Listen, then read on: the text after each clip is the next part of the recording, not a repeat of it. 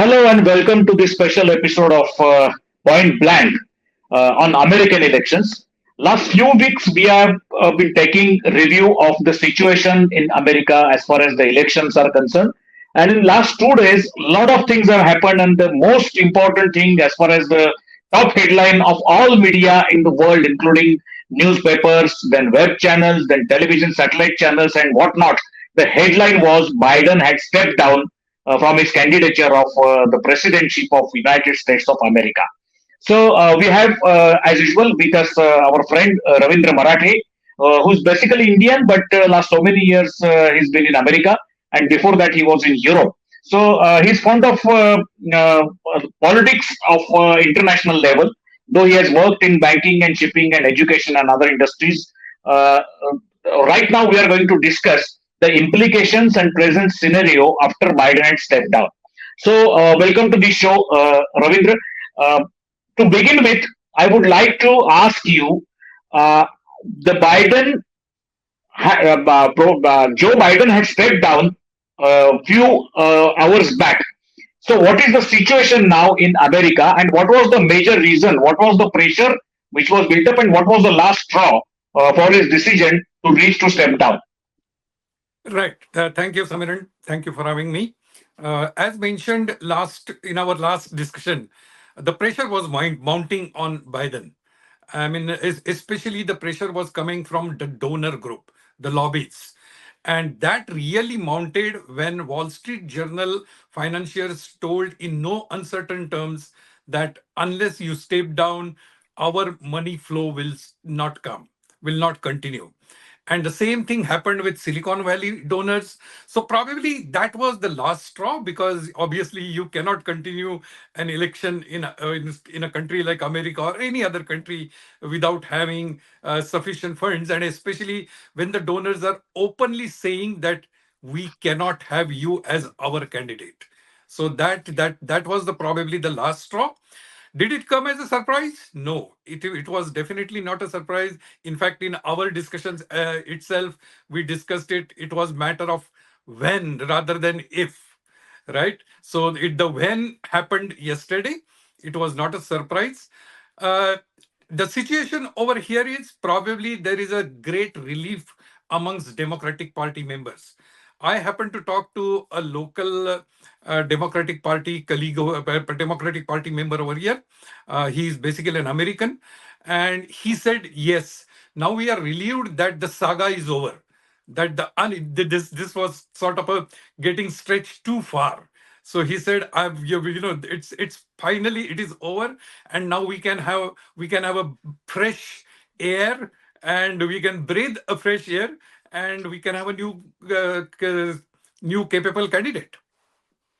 But frankly speaking, Ravi, the election war is not over, it is just begun because Trump has criticized earlier Biden also, and now he has started criticizing Kamala Harris, whose name is on forefront, or rather, she's leading the probable candidates list. So Trump has started criticizing Kamala also, and he has said that Kamala is it's very easy to defeat Kamala Harris, and he has also further said that she is more incompetent in comparison with Joe Biden. So, how American citizen or American voter look at this? Because after the attempt of assassination on Trump, there was a different situation. A lot of Republican members and delegates were having some sympathy about Trump. Then the Democrats were also waiting for Biden to step down. Now the situation is not yet decided what to do. Even the delegates are not gathered. I think they are going to meet in the first or second week of August, the Democrat delegates. But till then, Trump has already started attacking Kamala Harris. So what is this? I mean, we all know nature of Trump, how aggressive Exactly. he is. Sometimes how meaningless criticism he does, how he attacks ruthlessly. Absolutely. I mean, how American citizen look at this? Right. Now, Trump, this kind of criticism from Trump is typical Trump. Okay. So all Americans know what way Trump would react. Okay, and his way of criticism, his bombastic statements are not new to American life. In fact, let me put it this way, that is one of the reasons that there is a strong resentment against him. People over here do not like his persona, his bravado, his top of the cuff kind of approach, and more importantly, he has no sort of a respect to the decorum of the president's post. Okay, so that's something which people over here don't like. So probably I would say this is a typical Trump statement. It's not going to make much difference to the final outcome. Trump is Trump. He will continue to do so. Right. Ravi, I would like to grab your attention to some of the names last whole night, I mean, Indian night of 21st of July. I was watching so many channels and they were showing some names who are in the fray. So, for example, naturally, Kamala Harris is on top of that list. Then later on, some few other names like Gretchen Whitmer from Michigan. Then Governor Roy Cooper is there. Then Governor Gavin Newsom from California, Governor Joe Shapiro from Pennsylvania, then Governor Westmoor from Maryland, then Pete Buttigieg, who is Secretary of Transport of US, and Governor Cory Booker, Governor Andy Boucher from Kentucky. All these names are in the fray. So I think what is your take on this? Is it that easy for Kamala Harris to be on top and grab? Because immediately she has reacted that she has been honored because Joe Biden has suggested her name. He has supported. She is honored and she would like to grab this opportunity and get elected. So she has gone to that extent. She has, I think, taken it for granted that all the 3,900 delegates of Democratic Party who are going to gather in first or second week of August, they will naturally select as a natural candidate or successor of Biden when Biden has suggested her name. So is that so, or there are some liberties given to the delegates also in selecting some other name? Right. So let's first understand this part, whether delegates can vote for some other name. Now, as we know, during primaries, these 3,900 delegates, they were pledged to Joe Biden. Now, the rules say the moment Joe Biden has stepped aside, that they are no more under that pledge. They are released. So now they have been released and they can vote as per their own wish. Okay, so that means there is no compulsion on these voters to follow Biden's endorsement. Number one. Number two, if you look at it, you look at Kamala Harris' own statement, that is expected. I mean, she has been endorsed by Joe Biden for the topmost post of America, so she's happy. So she says that she's committed. All that is expected. But the important part over here is if you have to look at from other perspective, in the sense you need to look at some other statements. The Democratic Party National Convention Committee Chairman, his name is Jamie Harrison, he has said that we will follow an open and transparent process of selecting the nominee. He has not gone into saying that he is supporting Kamala Harris. Now, you look at Barack Obama's statement. Barack Obama has gone in saying that we will be selecting the best nominee who can defeat Trump. So what the same with the Senate, the Congress minority leader of Democratic Party. He is also not committed to Kamala Harris. So what I'm trying to convey here is probably there is still an air that there could be an alternative candidate. What is more important probably are next 48 to 72 hours. The reason why I'm saying 48 to 72 hours is Democratic Party, for party's image, cannot afford for this kind of show to go on because it is taking away focus from the main battle, which is battle against Trump. So Democratic Party cannot afford to continue in this fashion. Now the one important part has happened, which is Biden has stepped aside. The second part, finalizing the candidate, that has to happen very quickly. And that's why I said next 42 to 72 hours are important. A few names will come up in case the Kamala Harris is not acceptable.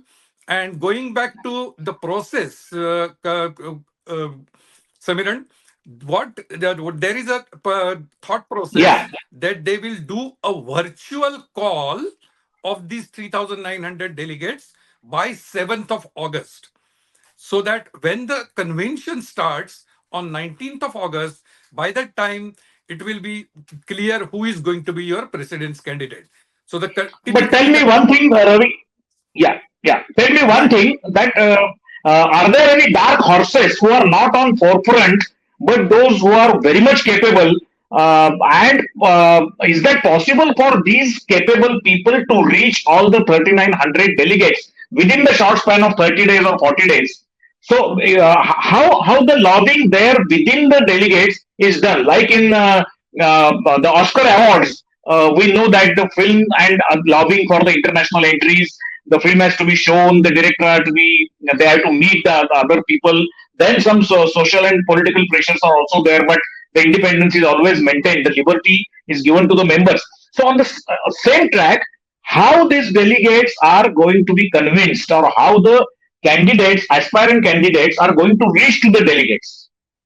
Right. Now, it's not going to happen at an individual level in the sense, at the end of the day, for example, if I am giving Newsom, okay, I may be aspiring to be the candidate, but I need to ensure that I have support of of the party bigwigs.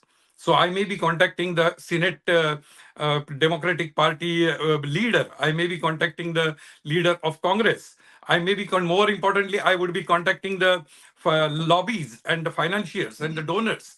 So it's not that simple in the sense, there will be pressure groups who will be working behind the scene. There will be democratic top leadership who could be working behind the scene. And as a result, probably a few names will come up. Now, coming back to your specific question of dark horse, I don't think there is really a dark horse per se, in the sense, all these names which we talked about. In fact, Samiran, we talked about these three names a couple of weeks ago. We talked about Gavin Newsom. We talked, I mentioned his background as from a California as a governor. Even Kennedy was there. Yeah. Yeah, yeah. And then we talked about Whitmer. She is the Michigan governor. So what I'm trying to convey here is these two, three names have been in the air because people were thinking that Biden could step aside. And in that case, we need to look for the alternatives.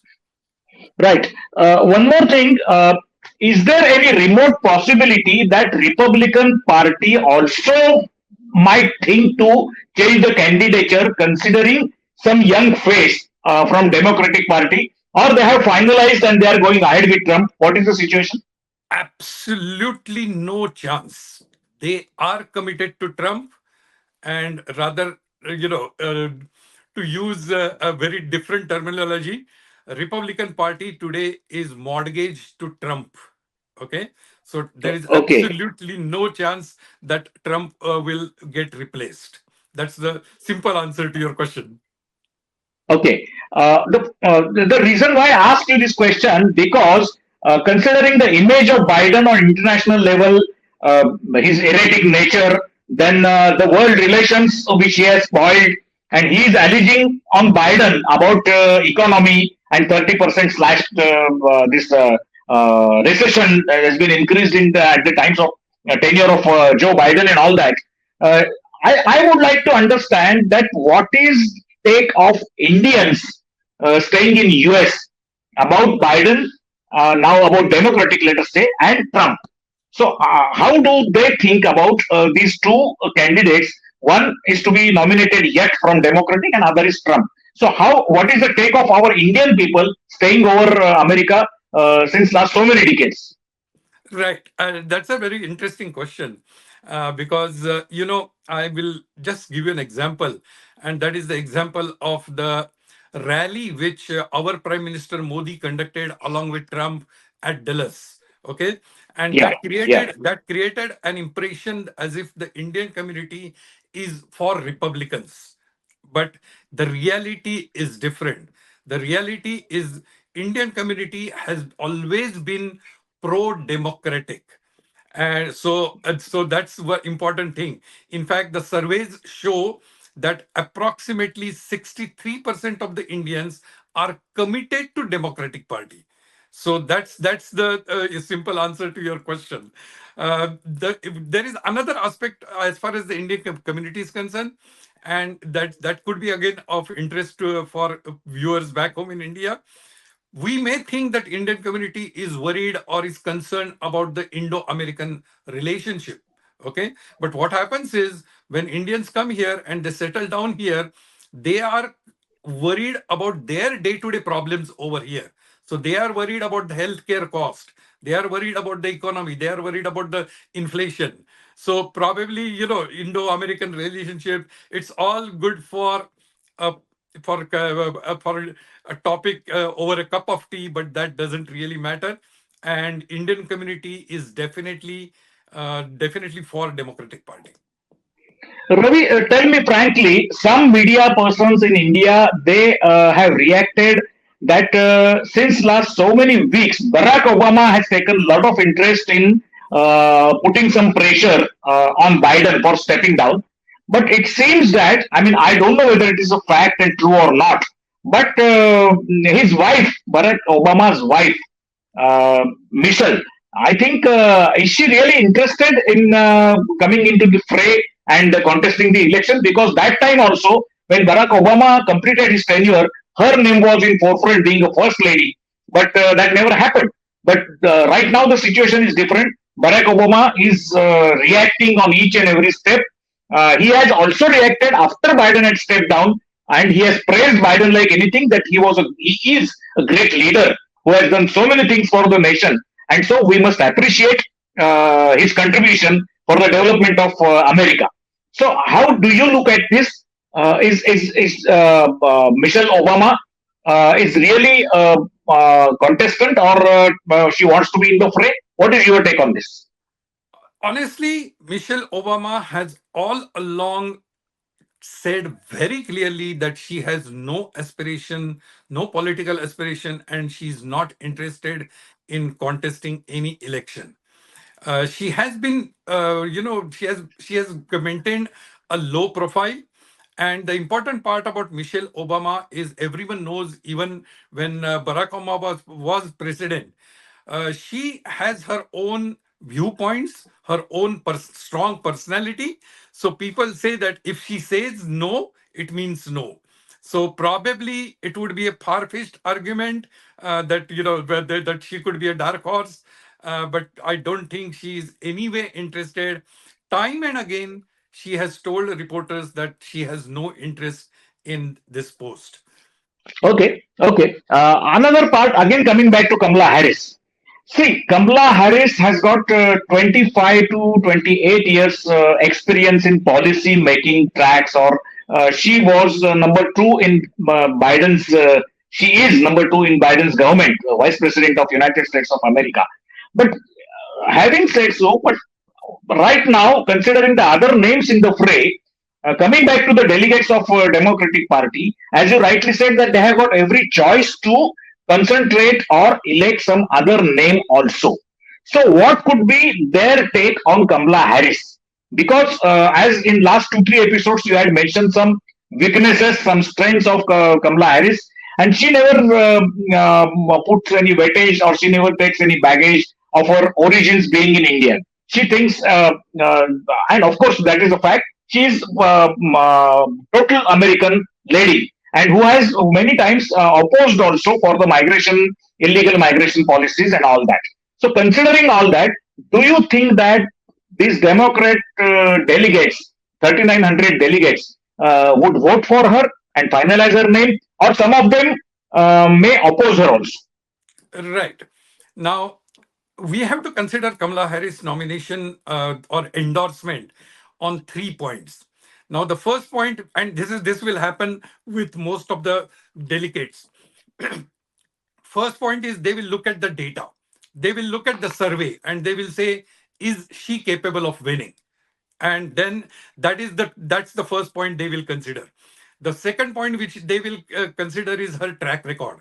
and how she has done during this campaign trail. And the third point is her previous candidacies in terms of elections she fought. Now, if you consider the first point of data, surveys indicate that she is not faring any better than Biden. In the sense, even when Biden was considered a very weak candidate, or people were saying Biden should go, it when if you consider Biden versus Trump head to head, there was hardly a 1% or 2% difference. So there was not a big gap in terms of voter survey. So that gap continues to be there when Harris is there. Now, with Harris, there are a couple of other things which we need to consider. Over a period of last 1 month, when this whole saga was playing about Biden's candidature, she has put up a very sophisticated, a very savvy face in front of voters. She has never shown as if she wants that job, and at the same time she has carefully dodged any questions of succession, and simultaneously she has defended Biden and her regime. So it's a very tough walk which she has achieved, and people are praising her for her performance over last 1 month. There is another aspect of Kamala Harris which we also need to consider. Over a period of last 6 to 8 months, probably because of Biden's deteriorating faculties, or whatever you want to call it, she has taken active interest in international politics. She has beefed her international portfolio, if you want to call it that way. In the sense, take example of Palestinian war. Now, she has been instrumental in having discussions with Netanyahu. Not only that, she has shown considerable empathy for Palestinian people, and more importantly, she has insisted for a post-war Gaza plan. So she is projecting herself as a diplomat, as a statesman over a period of last 6 months, which goes to her credit. So that's a major advantage for her. Now, as far as the candidacy part is concerned, there is a bit of question mark, in the sense she has been winning from California. California has been always a blue state. So people are questioning, is that a landmark of her capability to win? Because when you are contesting as a president, you have to have show capability to win in difficult states, in swing states. So people are questioning whether her previous experience of candidacy in California is good enough to project her as a candidate for presidency. So these are the 2 3 points which will be considered by delegates. And honestly, there is another aspect which I mentioned earlier. Many delegates will actually look towards the democratic leadership and try to gauge their opinion, because these are the democratic leaders. It's politics at the end of the day. Some of these delegates may be aspiring candidates for Congress. Now, if they want tickets for the next election, they want to be in good books of the leaders. So it's politics. Okay, so they will be looking towards people like Harrison, who is the National Convention chairman, or towards Schumer, who is the Senate leader, so on and so forth. Okay, Ravi, tell me last question. There is a lot of importance given to the public perception in American elections, because being a very strong democratic country, and citizens of America are very cautious. They are well versed, well read. They are watching every aspect of politics and day to day life of the politicians like a watchdog. So it's a very complex situation right now.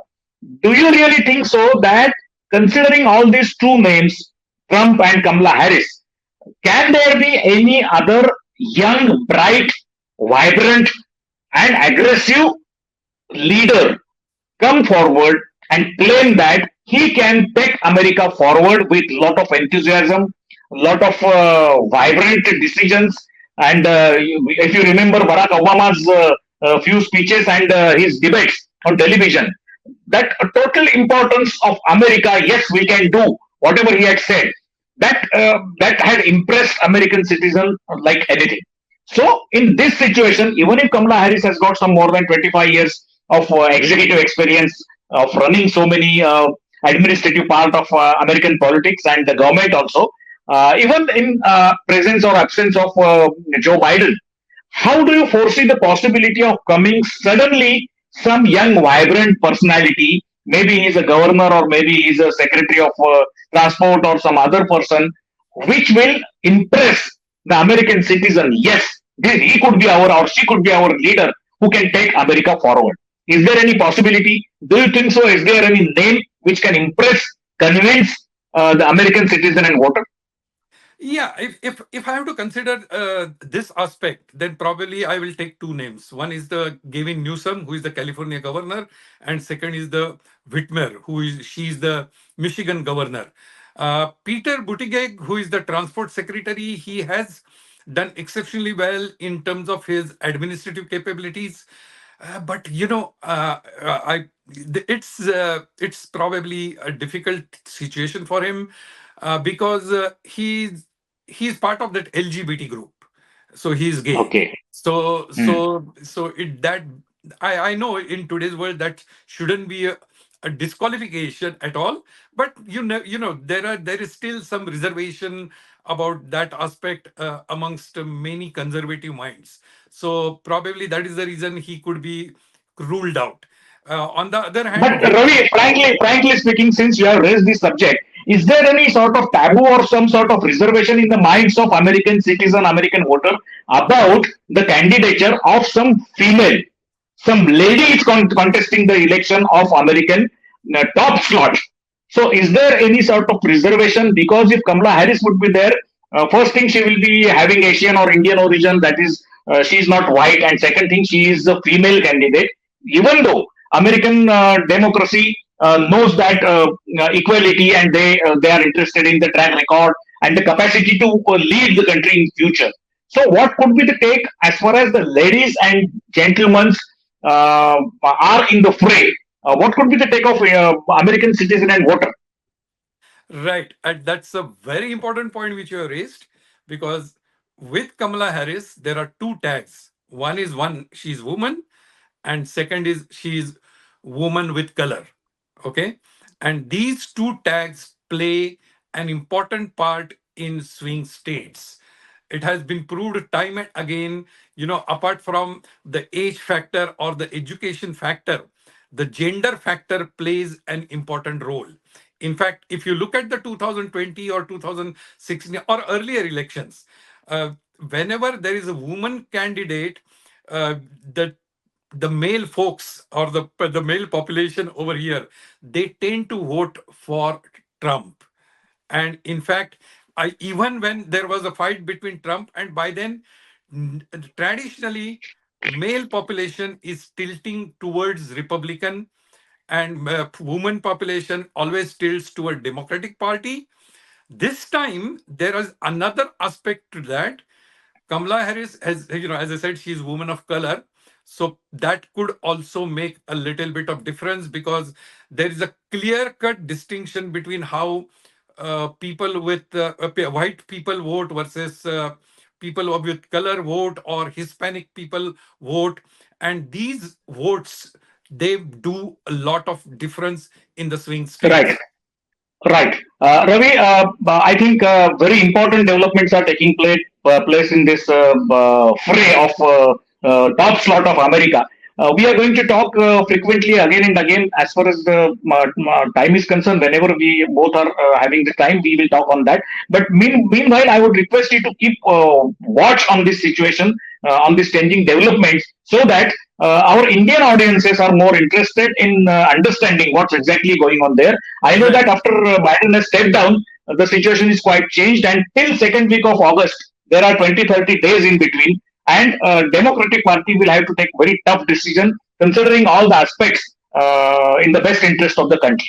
Well, thanks for joining us, Ravi. Yeah, In next episode, yeah. one Go ahead, one go ahead. one tag which Democratic Party has come up, one slogan, if you want to call it, overnight they Yes. have come up with, is with Harris, it's going to be cop versus criminal. Okay. because because Okay. because Kamala Harris has been Attorney General, she has been Yes. a lawyer, and Yes. Trump has been convicted criminal. He has been already found guilty in Yes. 3 cases. So we will go into Yes. That's details why. over there, Yes. Yes. but Yes. Yes. it's That's why. That's important why to he was Trump. Yes. That's why Trump has made two statements that Kamala is easier to defeat. His exact statement. And second statement is she is more incompetent than Joe Biden. These two are the statements of. I think it has got some background, some sort of prejudice, some bias of Trump right. about Kamala Harris. And Yeah, in a way, he is a very egoist person. You know that he's a very egoist person, absolutely. and he Yeah, always undermines, underestimates any other candidate. And Kamala Harris, I don't think so. She's a lady is to be underestimated beyond certain not at limit all. because Not at all. she has also got more experience than Trump as far as the executive decisions and the administrative part of the political party and government as well are concerned. So let us stop for this episode here only. In next episode, we will discuss about the delegates.